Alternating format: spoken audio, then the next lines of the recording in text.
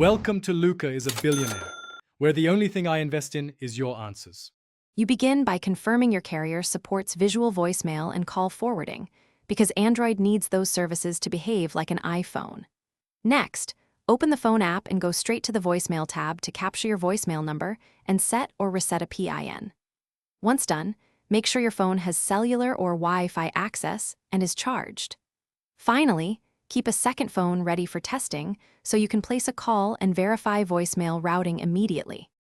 Now you enable the visual voicemail app provided by your carrier or the built-in phone app feature.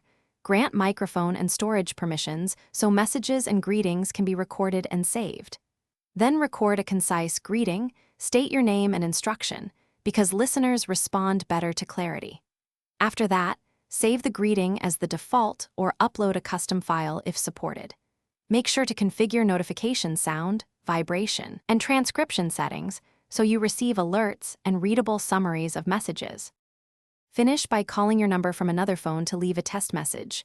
Play it back to confirm audio quality, transcription accuracy, and that notifications arrive.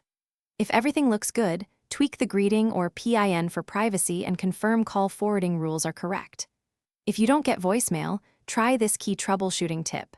Reset the visual voicemail app, clear cache/data, toggle conditional call forwarding off and on, then reboot. If problems persist, contact your carrier for provisioning issues. Thanks for watching and please subscribe. It's the best investment you'll ever make.